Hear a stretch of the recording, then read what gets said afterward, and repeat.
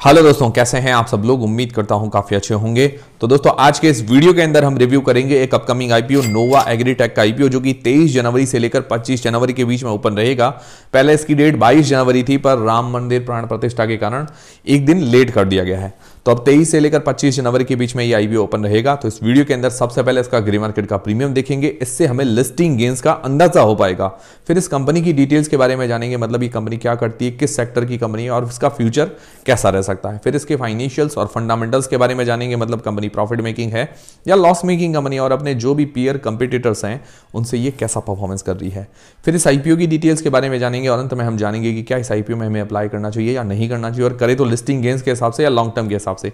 सारी चीजें हम क्लियर करेंगे इस वीडियो के अंदर। सबसे पहले देखते हैं इसका ग्रे मार्केट का प्रीमियम। तो इसका लेटेस्ट ग्रे मार्केट का प्रीमियम 20 रुपए पर शेयर, 365 शेयर्स का लॉट है।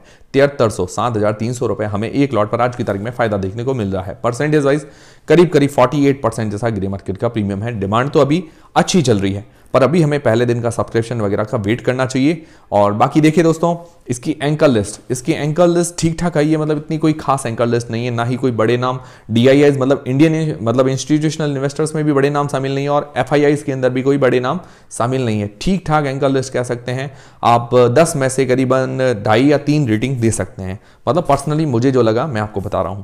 फिर दोस्तों बात करें इस कंपनी की डिटेल्स के बारे में, तो दोस्तों ये कंपनी सन 2007 के अंदर इनकॉर्पोरेट हुई थी। करीब 16 साल पुरानी कंपनी है अपने ही सेक्टर के अंदर, और हैदराबाद बेस्ड कंपनी है। ये कंपनी मतलब खेती फार्मिंग से रिलेटेड कंपनी है। ये करीब 3 टाइप के प्रोडक्ट बनाती है। जैसे पहला है सॉइल हेल्थ, मतलब मिट्टी की सेहत के लिए प्रोडक्ट्स बनाती है। जैसे फसलें वगैरह उग जाती है, उसके बाद मिट्टी की सेहत थोड़ी कमजोर होती है या मिट्टी को उपजाऊ वगैरह बनाना होता है, तो उसकी रिलेटेड ये प्रोडक्ट्स बनाती है। फिर दूसरा है क्रॉप न्यूट्रिशन प्रोडक्ट्स, मतलब फसलों की ग्रोथ के लिए और उनकी बढ़ाने के लिए, तो वो काफ़ी सारे प्रोडक्ट्स बनाती है। फिर तीसरा है क्रॉप प्रोटेक्शन प्रोडक्ट्स, मतलब जो ये फसलें होती हैं उनकी सुरक्षा वगैरह होती है, जो भी कीड़े वगैरह लग जाते हैं उनकी सेफ्टी के लिए जो भी प्रोडक्ट्स होते हैं, पेस्टिसाइड वगैरह भी कह सकते हैं, वो भी ये प्रोडक्ट्स मैन्युफैक्चर करती है। अब ये जो प्रोडक्ट्स है ये बायो प्रोडक्ट्स है या नहीं है, इसकी जानकारी मुझे इसकी वेबसाइट पर ज़्यादा नहीं मिल पाई। मैंने वेबसाइट वगैरह विजिट किया था तो ज़्यादा मुझे जानकारी नहीं मिल पाई।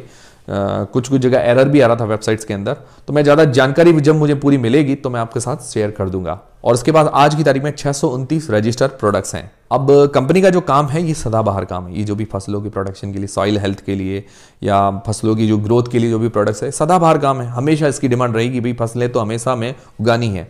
पर इस सेक्टर के अंदर कंपटीशन बहुत ज़्यादा है। बहुत सारी कंपनियां लिस्टेड भी है, अनलिस्टेड कंपनीज भी खूब है, आपको ये पता ही होगा। बहुत सारी कंपनियां लिस्टेड है।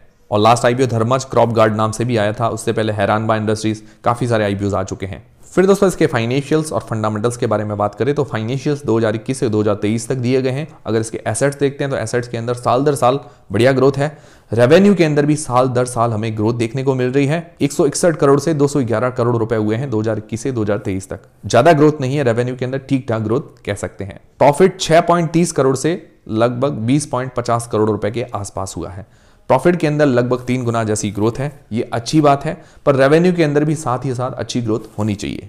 बाकी इसकी नेट वर्थ साल दर साल बढ़ी है। इसके हाथ में रिजर्व कैश करीब 61 करोड़ रुपए के आसपास के हैं, और इसके ऊपर जो उधारी है, डेट है 68 करोड़ रुपए के आसपास की, जो कि ज्यादा है। और आईपीओ से जो पैसे जुटाएंगी उसके अंदर उधारी चुकाने के अंदर पैसे काम नहीं आएंगे, कंपनी की ग्रोथ के लिए कुछ पैसा काम आएगा। नई मैन्युफैक्चरिंग फैसिलिटी है या जो भी अपनी फैसिलिटी है, सब्सिडरी वगैरह, उनके अंदर सारा पैसा काम में लेने वाले हैं।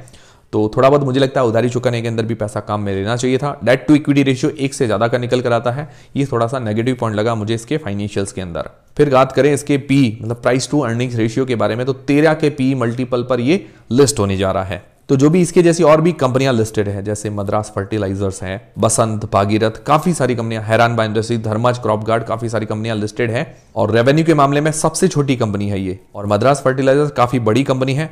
तो मद्रास फर्टिलाइजर, बसंत, भागीरथ, इन सबसे महंगी वैल्यूएशंस पर ये आईपीओ आ रहा है, और बाकी जो भी कंपनियां हैं उनसे सस्ती वैल्यूएशंस पर है।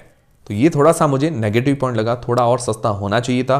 ये 2 रुपए की फेस वैल्यू पर आ रहा है, बाकी सारे शेयर्स जो है लगभग 10 रुपए की फेस वैल्यू पर है। और अभी पिछला आईपीओ धर्मज क्रॉप गार्ड भी आया था, कुछ खास रिटर्न नहीं दे पाया, ठीक ठाक रिटर्न दिए थे, काफी नीचे भी गया था अपने प्राइस से, उसके बाद थोड़ा बहुत ऊपर वापस रिकवरी भी देखने को मिली है, तो ठीक ठाक रहा, इतना जबरदस्त नहीं रहा। बाकी एक और पॉजिटिव चीज ये है कि अपने जो भी पीयर कंपटीटर्स है, इसकी ROE, ROC और रिटर्न ऑन नेट वर्थ काफी अच्छी है। और और इसकी ROE है रिटर्न ऑन इक्विटी 38% की, ROC है रिटर्न ऑन कैपिटल एम्प्लॉयड 27% का, और रिटर्न ऑन नेट वर्थ है 32% की। बहुत ही बढ़िया है, मिनिमम 15% होनी चाहिए, काफी अच्छी है इसकी, अपने पीयर कंपटीटर्स से भी काफी अच्छी है। बाकी इसका डेट टू इक्विटी रेशियो 1 से ज्यादा का है, ये नेगेटिव पॉइंट है। तो फंडामेंटली देखें तो वैल्यूएशन वाइज थोड़ी और सस्ती करनी चाहिए थी। बाकी ROE ROC अच्छी है, डेट टू इक्विटी रेशियो थोड़ा सा ज्यादा है, और आने वाले टाइम में इसको अपना डेट पे करना पड़ेगा, तभी क्या है कि ये कंपनी आगे सर्वाइव कर पाएगी। फिर दोस्तों इस आईपीओ की डिटेल्स के बारे में बात करें तो पहले 22 जनवरी डेट थी, अब 23 से लेकर 25 जनवरी के बीच में ये आईपीओ ओपन रहेगा। और सबसे अट्रैक्टिव बात क्या लग रही है इस आईपीओ के अंदर, इसका प्राइस बैंड 39 रुपए से लेकर 41 रुपए के बीच में इसका प्राइस बैंड रखा गया है। 365 शेयर्स का ये लॉट है, और ये प्राइस बैंड तो अट्रैक्टिव नजर आ रहा है, पर ये भी ध्यान में रखिएगा 2 रुपए फेस वैल्यू पर ही आ रहा है। हालांकि पी वाइज हमने कंपेयर किया तो ज्यादा सस्ता तो नहीं है, पर क्या है कि ऐसे प्राइस बैंड अट्रैक्ट ज्यादा करते हैं, मतलब शॉर्ट टर्म के लिए हमें अच्छा लिस्टिंग गेन्स देखने को मिल जाता है। इसीलिए जीएमपी भी आप देख सकते हैं अच्छी चल रही है, और इसका टोटल इश्यू साइज है 143 करोड़ रुपए का, जिसके अंदर फ्रेश इश्यू मतलब जो नए शेयर जारी करेगी 112 करोड़ रुपए के, जो कि कंपनी की ग्रोथ के लिए, उसकी सब्सिडरीज के लिए या नई मैन्युफैक्चरिंग फैसिलिटीज के लिए काम आएंगे।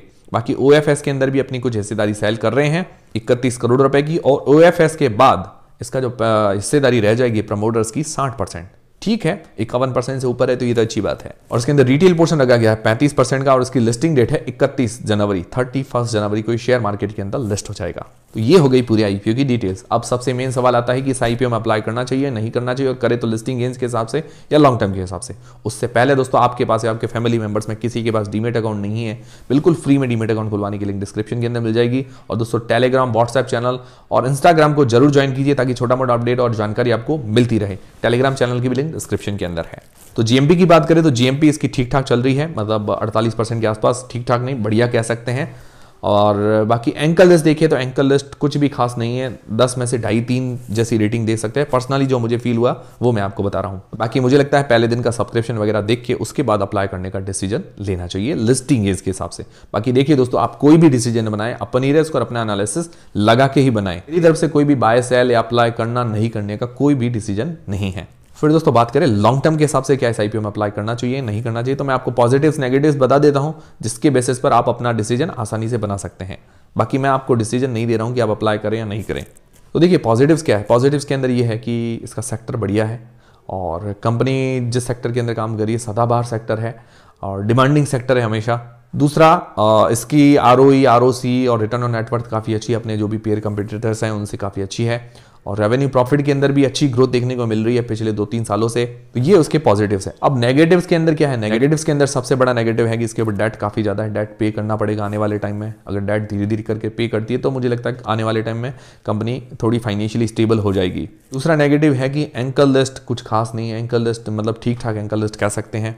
फिर दोस्तों ये जो क्रॉप गार्ड वाले या फर्टिलाइजर वाले शेयर्स जो हैं, मतलब मैंने उनका ट्रैक रिकॉर्ड देखा है, इतने खास नहीं चले हैं, इतना जबरदस्त रिटर्न नहीं दिया है, कुछ 2-3 शेयरों को छोड़ के। मतलब हर शेयर ने तो ऐसा नहीं है कि खराब रिटर्न दिया है, कुछ 2-3 शेयरों को छोड़ के ज्यादातर शेयर्स ने इतना खास रिटर्न नहीं दिया, ठीक ठाक रिटर्न आप कह सकते हैं। मतलब ये जो सेक्टर है मतलब इतना बम्पर सेक्टर नहीं है। हालांकि कुछ अनाउंसमेंट हो जाए बजट के अंदर तो वो अलग चीज़ है, बाकी अभी तक मैंने देखा है 2, 4, 5 शेयर को छोड़कर ज़्यादा बाकी शेयर्स ने इतना रिटर्न नहीं दिया है। ये चीज़ें आप ध्यान में रखिएगा, उस बेसिस पर आप अपना डिसीजन बनाइएगा। मेरा इस आईपीओ पर न्यूट्रल डिसीजन है, मतलब प्राइस बैंड वाइज मुझे भी अट्रैक्टिव लग रहा है कि भाई थोड़ा बहुत लिस्टिंग गेन्स मिल जाएगा, पर लॉन्ग टर्म के हिसाब से तो मुझे ठीक ठाक लग रही है कि वो पिछले जो ट्रैक रिकॉर्ड मैंने देखे हैं क्रॉप गार्ड वाली शेयर्स के, तो उस हिसाब से मुझे तो ठीक ठाक लग रहा है, मतलब लॉन्ग टर्म के हिसाब से। पर्सनली मैं भी अगर अप्लाई करूंगा तो मैं लिस्टिंग गेन्स के हिसाब से सोच रहा हूँ, मतलब रिस्क लेना चाहूंगा लिस्टिंग गेन्स के हिसाब से। बाकी मेरा पर्सनली लॉन्ग टर्म या मीडियम टर्म के अंदर इतना कोई खास इरादा नहीं है। बाकी मैं क्या स्टडी करूंगा और इसकी कि भाई ये बायो प्रोडक्ट्स वगैरह बनाती है, भाई जो नुकसान ना करे जो भी फसलों को या कोई ज़मीन को नुकसान ना करे, ऐसे अगर प्रोडक्ट्स बनाती है तो मुझे लगता है इसका फ्यूचर अच्छा रह सकता है। उसके बारे में मुझे ज़्यादा जानकारी इसकी वेबसाइट पर नहीं मिली, जैसे ही मिलेगी मैं आपको जानकारी दे दूंगा। तो उम्मीद करता हूँ हमारा वीडियो, हमारी जानकारी आपके लिए काफ़ी पसंद आई होगी और आपके लिए काफ़ी हेल्पफुल रही होगी, हेल्पफुल रही है। तो वीडियो को लाइक जरूर करें, चैनल को सब्सक्राइब कर लें। मिलते हैं दोस्तों अगले वीडियो के अंदर।